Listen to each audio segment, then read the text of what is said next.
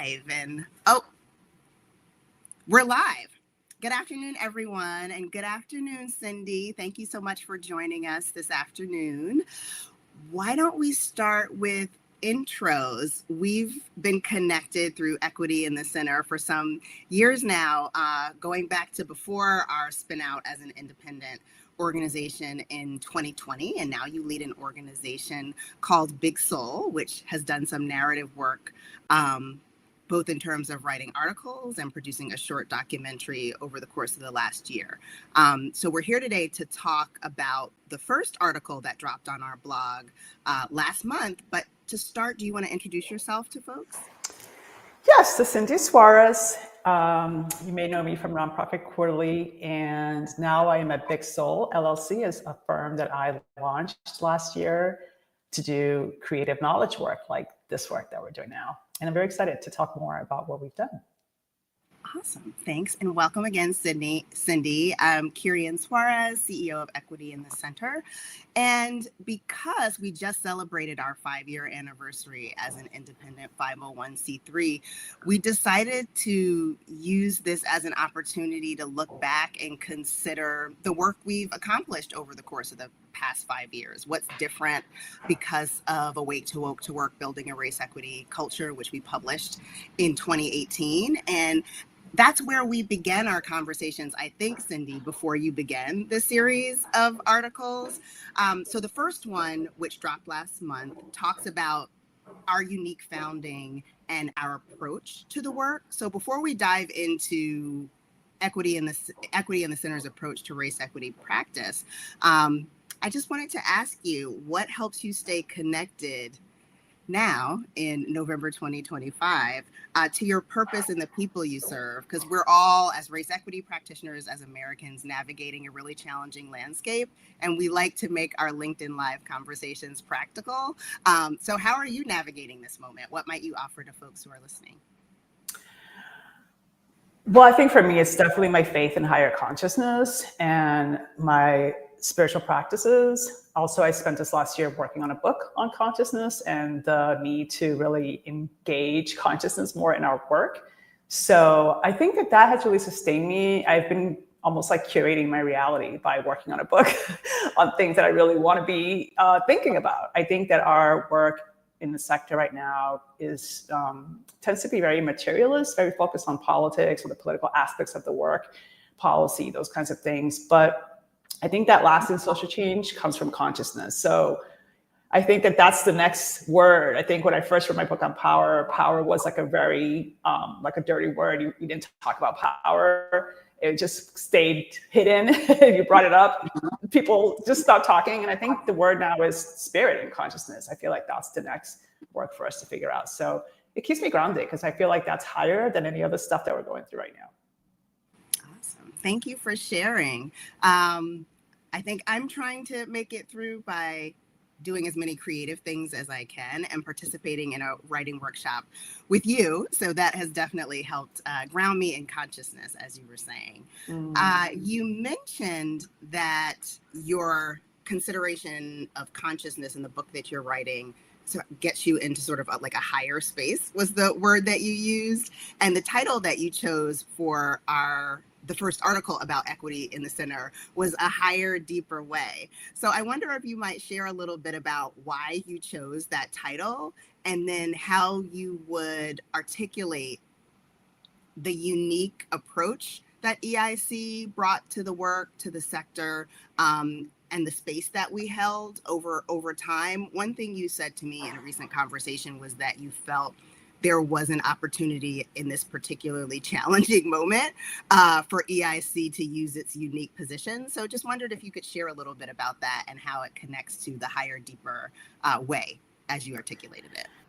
Yeah, I think I always look for like summaries of ways to capture like very in-depth content and just kind of present it at different levels. And I feel like when I finished analyzing all of the content from the interviews that I did with your team, it really spoke to just something that you guys were doing that was really different. And I think the higher aspect of it comes from the fact that you focus on culture. I think that came across as the truly innovative thing that you've done so far. I think a lot of people in organizations, as you found, and as the research showed, when you really did this work based on the research and on the field experiences, that people weren't talking about culture, that a lot of the work was focused on individuals. And I feel like that shift to culture was what I found was unique about what you did. It was something that I think that when all of your folks came together, found that you really needed to shift culture in order to have that kind of change around race equity. You were the first ones to actually talk about what a culture like that looks like, and to really seek to create that culture as you help the field build that culture. So I thought that was really aspirational to actually think about culture in an organization. I think the deeper way aspect of it came from the fact that you really built these relationships across the field, and everyone spoke to that as well, that you were able to deal with conflict, that you were able to deal with difference, that you were doing things and hosting conversations that other people weren't. And that really created the framework, and not only the framework, but the culture that you, as we get further into the articles, we'll see how that culture benefited you. But I think it shows the difference as you go along in terms of how Equity in the Center dealt with some of the conflicts that other organizations have also been dealing with, and as people will see as we get into it. But that the culture that you had really lent itself to a different outcome. So, that higher, the deeper, the relationships, the culture, you guys went deep for the things that no one, I guess, knew how to talk about in that way before, and put together with practical applications and processes. So yeah, everyone talked about the way that you formed as critical to the work that you were able to do and that you continue to be able to do. And for the potential for the field, I think the way that it connects to the last part of your question about what it means for the field is that that it created a network of trust, which is really challenging to do. But you were able to do that across, like I said, difference. Not everyone necessarily agreed to everything. And that's a unique value that the field needs to almost like take advantage of. I think there's a lot of opportunity for that right now. And I think that the trust that you've built with the field shows in what the field has asked of you to do moving forward, which is in one of the future articles. But I don't know how deep you want to get into the future articles. But yeah, the field is asking things of you because it trusts you to do those things. Cool. Thank you for sharing. And the trust that we cultivated through the research, which was, as some folks would describe, participatory. So for folks who are watching but may not be familiar with how we did the research that was published in 2018, we conducted lots of interviews with staff in nonprofit and philanthropic organizations. But the main instrument for vetting the research and defining the framework were a series of what we call design and dialogue sessions, where we gathered leaders from 3 stakeholder groups, which, as Cindy describes, had not previously been convened en masse. Nonprofit leaders, philanthropic leaders, and race equity practitioners, or quote unquote DEI consultants, as some folks might have called them at that point. And so we put everyone in the room to talk about organizational culture and shifting organizational culture to center equity in a way that folks hadn't before. People from those 3 stakeholder groups in sort of spontaneous context might get together and talk about how their work aligned or didn't, but we brought folks together in an intentional and sort of directional way around a specific set of goals, which was designing best practices that would, as you said, Cindy, be practical enough for folks to run with in their organizations. And that was something that we as practitioners and leaders in organizations hadn't ourselves seen. So we're glad that we hit the mark in that regard. The other thing that we wanted to do was to shift equity from being a side project, in as much as we could by framing it around culture, to communicate to folks that these are practices that you deeply embed in the organization on a daily basis. The words you use, the practices you hold or don't hold together as part of your daily leadership and management practice. So it was affirming to receive feedback when we first published, and then for folks to share in their conversations with you how they felt it had impacted the field. And for those viewing, thank you to the folks who participated in the research back in 2017, 2018, but also thanks to folks who spoke with Cindy over the course of the past year, from our board members to folks who have been on our advisory board. And you'll see some of those folks quoted in the articles over the next couple of months. What lessons from what you gleaned from folks in your interviews feel most urgent for leaders committed to race equity right now? Because the context is very different than it was in April of 2018 when the paper was published. So we made a significant number of gains running up to 2020. A lot changed in 2020, and then a lot was rolled back. So from your perspective, and you have a really broad and deep perspective on the sector, what feels most urgent and timely and practical for folks today? Well, I think the number one thing which came up in the conversations with the folks that we talked to was that people really want a North Star. They use the term North Star. People want a vision. There's a sense that there's work that's been happening, but it's not coordinated. There was a lot of awareness of what was necessary in the field to support this work. So the culture in the field to support these organizations. So vision, and people, interestingly thought that that's a space that EIC should hold, that you could be a space for people developing that across the field. So thinking about, I think what I would add to that is just think about the society you're building. I don't think we do that enough. I think we tend to think of ourselves as sort of like subject to the larger society, but we are at this point, I think, clearly building an alternative society. We're watching some things that we thought would last forever are kind of, at least I not that I thought they'd last forever, but if you asked me in the 90s when I came out of college if this is what we would be, I don't know if I would say that, but sci-fi, maybe I would. But yeah, we're in a really different place right now. And the point right now is not just to build or to protect, not just to protect the things that we've had, but actually to actively think about what we're building. And I think that puts us in a different space, a space that's a little bit more optimistic, right? It's all about what you focus on. I think the second lesson that also came up in the conversations with with the people that you mentioned is people really feel, and this is how I would phrase it, there's a need to move beyond resistance and struggle and to learn how to deal with difference and conflict. That came up as another major infrastructure need in the field. That conflict wasn't just out in the world, it was really big in our own organizations, as we know. As we'll find out later, particularly for Black women leaders. So that's really big. We need to really learn how to do that. We've become really good at resistance and struggle and fighting, but not so great at building with each other or with beyond each other. So that's just the second big lesson. I think the third one, which is related to this, came up a lot, is to move beyond polarity and to create what I would call a movement of love. Like we really, really need to challenge ourselves to not recreate anything of what we don't want to see in the world. And polarity is just as big in our work as it is in the world. So as I said it, when I left FBQ last year and started to build Big Soul, that was part of my impetus, just feeling like, gosh, this sector's feeling kind of unsafe, So those are some lessons, 3 main lessons: have a vision, move beyond resistance, and move beyond polarity. Let's think about what we're trying to build. Cool. Thank you. What you say deeply resonates on the vision point.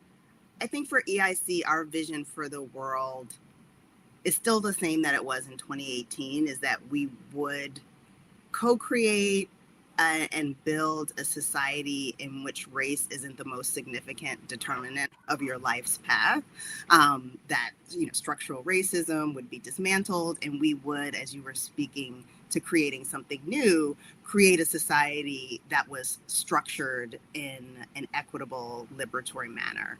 I think folks sometimes struggle with articulating that vision specifically because we haven't experienced it.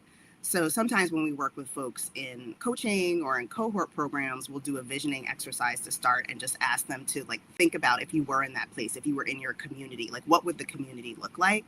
And sometimes pushing folks to articulate that personal vision can support a group or an organization in defining that vision for themselves as part of the work of what we call building a race equity culture, because you have to have something to reach for. And in this particular moment, that's become more challenging than ever. So I think folks are holding on to, consciousness or creativity, whatever their healing practices are, to navigate the fall of 2025. And that vision, which is rooted in love, and at least in the documentary you helped us to develop, we address that, and sort of more to come on when the documentary will be released. But there is a practice of love in the practice of deep equity, or there is love at the center of deep equity. And I don't know if it's ironically or coincidentally, but love is embedded in the word philanthropy, so love of humanity. And that's not always how we approach work in the social sector, which is defined by philanthropy. So the absence of that love, I think, is connected to our challenge sometimes in grabbing hold of the vision, because the vision for a nonprofit sector or a society or a community centered in love was never the intention. And so it's for us to define, as you're saying, and it's more important to hold on to that now than ever. As we've chatted with equity and the center stakeholders over the course of this year, folks are really struggling to hold on to the vision and then to maintain ground. So some people have had success in holding on to equity gains in their organizations by reframing language and talking about mitigating disparities, for example, versus race explicitly when the decision has been made by their board or their organization that is not work that they can do in the current moment. So I have another question for you, which is, how do we stay focused on the big, meaningful change you articulated and we're ultimately talking about for society, when it feels like we're always playing defense on the intermediate gains that have happened in the past few years? Like, how do you strike that balance, and what aspects of practice in terms of day-to-day leadership or practices of love in organizations do you think folks can lean on in this moment? Yeah, I think staying within the universe of EIC, I feel like at the top of my list would be to learn how Equity in the Center created a values-aligned community, because that's what people say you have. And that's not something I believe I've heard very often in my 40 years doing this work. So how did Equity in the Center create a values-aligned community? So learning how that happened and scaling that and taking it to the next level. So at this point, really, I feel like, and this is something I talk about in my book, we need to design at the level of the field, right? We've been designing at the level of the organization, and you have, started on that work by building this community that is values aligned. So I wish I could double click on it and do a whole series of articles on how you did that, because I think that that's what we all need to learn how to do. So learn from you. I think the second, which came up and which will come up, later on as we talk about the other articles, but build infrastructure to protect and support Black women leaders. The fact that came up as, I would say, the top challenge was really kind of fascinating in the work and in EIC. And that's going to be a juicy article when you guys get to that one. But because you guys spoke really honestly, and you guys took a different approach than many other leaders and organizations have taken. But it's really a big problem. Supporting Black women leaders and protecting Black women leaders is a big challenge in the field. It's something that I talked about when I was at NPQ. It's something that continues to be an issue. And we really need to build infrastructure to support Black women leaders, because we are leading differently and people don't always understand that. We're dealing with all the kind of biases and perceptions that people have of our capacity, even though we're oftentimes way more experienced, trained. It's one of the things that I learned. It's kind of shocking how it can happen to, it has nothing always even to do with the leader. Not to say that leaders are people and everyone, has the different aspects of themselves, but it was really challenging to me in the last few years to see the way that Black women leaders carried the brunt of this work. I've just never seen anything like it. I've never seen anything like the response that we've received. So that needs to be addressed. I don't really think you can build. Our sector is mostly, I think, women. So if you don't learn how to protect Black women leaders, we're not going to get anywhere.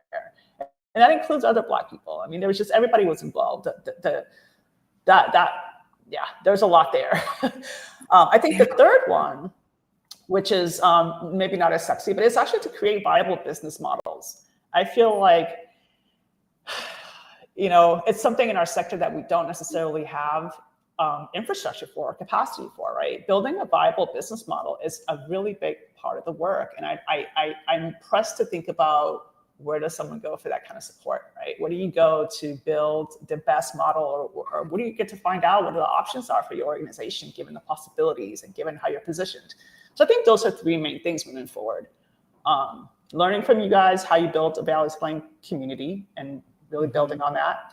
Supporting Black women leaders with infrastructure, not just hushed calls between each other. Don't say this, but this is what's going on. Like really taking that to the infrastructure level, and then adding business models to that so that we can actually build strong organizations. Thank you. That is clear. And all of those three things are urgent in their own way. And I'll start with the Black women leaders point. And it was so wonderful to be able to work with you last year in March on the issue of MPQ that focused on Black women leaders. And that was a great issue that covered a broad range of topics for folks who may not have seen it, if you're interested in learning more about the dynamics Cindy is naming. And we deal with it and navigate it on a daily basis. We're both in it and of it, so to speak. So we are on the receiving end of bias, and we participate in patterns necessary for our survival in this country and in society more broadly that perpetuate some beliefs about how we show up and how we should show up and how it is acceptable to treat us in that context. And that's something I know that I struggle with, because you're in it as much as you are of it. And I'm sure that as a staff member, as a team member, I have participated in some of these harmful dynamics because it's how we are conditioned. And so I think with Equity in the Center, with our own team's work and in coaching folks, what I've found is similar to we don't have a vision for what this world rooted in love and equity is. We don't know how to be in relationship with a Black woman holding power in a way that is not ultimately harmful. And the harm is bidirectional. We don't know how to do that. And you and I have talked about being in organizations and offering equitable or liberatory practices within organizations, and those practices being explicitly rejected on their face, not believed in some cases, that that couldn't possibly be what you mean, that you're offering me ABC, because that doesn't happen. And then once it's realized that, oh, this actually is real, that it is hard for people to accept because it is outside of our standard construct of how society is supposed to operate, which is inequitable. So I found that folks struggle with receiving liberatory practices when offered. Well, I'm a Black woman, so when offered by me, but I know that you and other colleagues have had the same experience. So there's a lot for us to work on, and we will explore this in a later article so we can come back to it. One thing I wanted to highlight was what you said about how we built a values-aligned community. That was sort of a rich and unexpected outcome of doing the research, because we were like, well, let's get all these people together.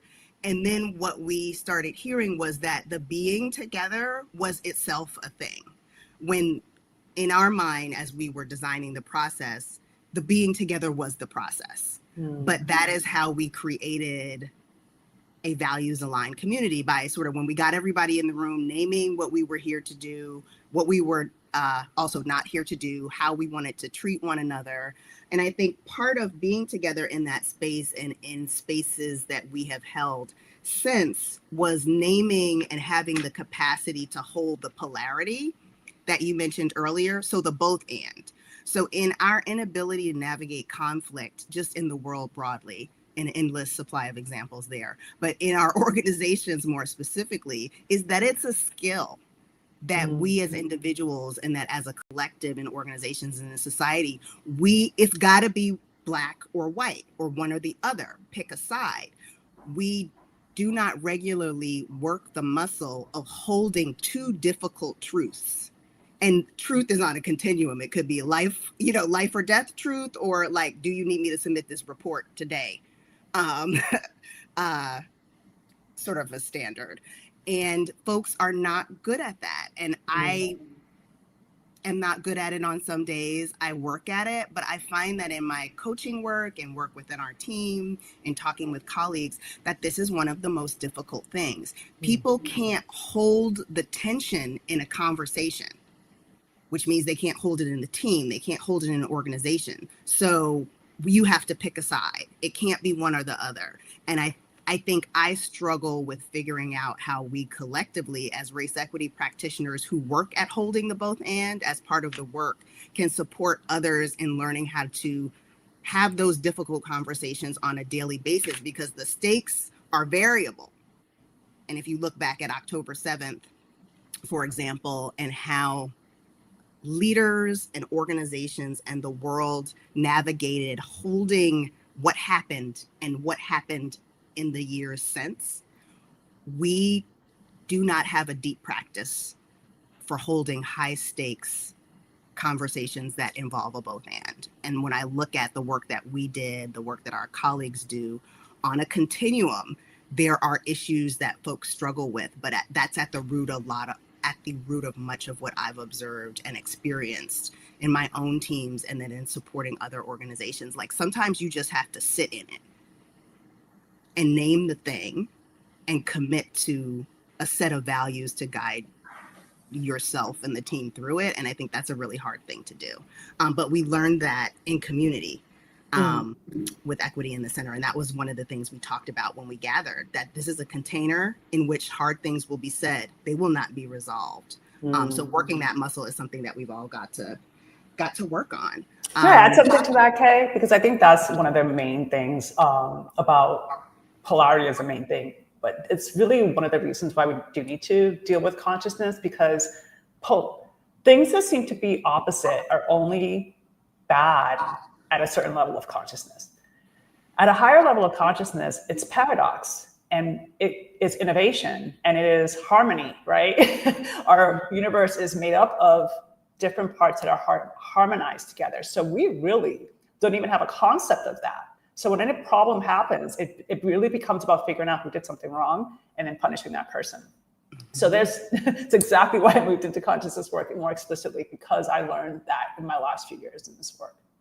Yeah, thank you for naming that, because there's grace in what you said.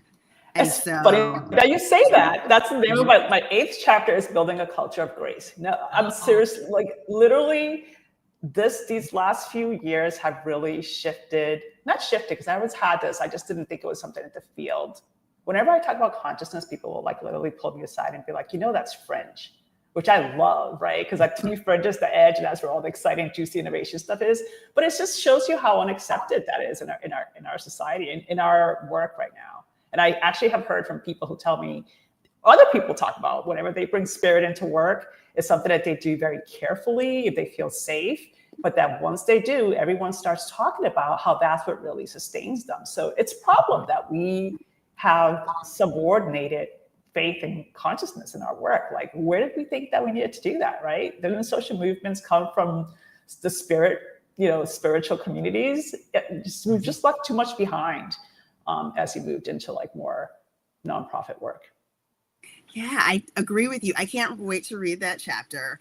What you're saying resonates with me, and it makes me think of the things in society, in our culture, that have been intentionally erased. So in Indigenous culture, there's a rich practice around the creator and our connection to the land and the plants and all our relations and all of us being relatives, that was invisibilized as part of the creation of this country, as well as many others. So that knowledge is out there. It's still rich and alive in Indigenous communities, but it is not held in the sector that you're talking about, generally speaking, in the Indigenous community and Indigenous organizations, absolutely.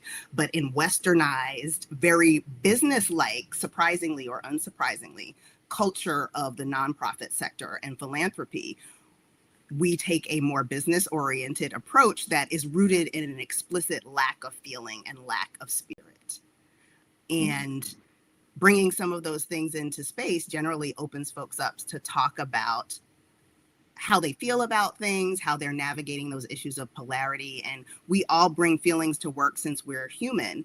And so those dynamics often show up in the conversations about the both and, but we don't have constructive containers for holding those feelings. And I'm not saying that we go to work to get therapy, because there's a place for that. I'm talking about the feelings that arise as part of the work we do together and individually in the social sector, which is often very deeply rooted in folks' individual stories and where they came from and why they do this work. So it's rich and complex, but we tend not to approach issues with that degree of nuance, because there's a blame scenario, there's a pie scenario, because in philanthropy, there is only so much money to go around. We have to compete for it.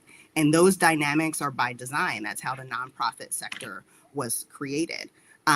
With philanthropy giving grants, not capitalizing innovation to dismantle the root causes of the challenges that our individual and collective work addresses, but to facilitate an infrastructure of tax code. So that, I think that's up underneath the lack of spirituality and the lack of openness to consciousness or an alternate construct or way of being. That is inherent to the inability to name or hold the both and. A lack of resolution. It's all about wholeness, right? It's really what you're speaking to is wholeness. We are not whole as organizations, and so we are not creating worlds that are whole. And any part that gets left out eventually has to come back in. But yeah, thank you. I agree. One final question as we're wrapping up. How can we cultivate imagination and hope as strategic tools and catalysts for long-term change? You talked about innovation and polarity and how that can drive innovation in other sectors, that being a welcome thing. But how can we think of vision or imagination or consciousness in terms of how we work with folks on a daily basis, bringing you back to the practical in terms of how we always try to leave folks with, like, what can I bring to my work tomorrow or next week or to my team as something to consider? We're always thinking about strategy and strategic tools in the social sector, but at this moment, we really need catalysts for change as well as practices for sustainability for each of us as individuals, as well as organizations when resources are increasingly scarce. So as we close, what would you leave folks with as they go back to their desks, their teams, their communities? Well, it's a very simple answer. Build spaces for that as part of the work. I don't often see that. I don't think I've ever been invited to an imagination and hope retreat. There's a lot of strategy retreats. But, just not, it's the one thing I hear constantly from every leader and every philanthropy leader that I speak to.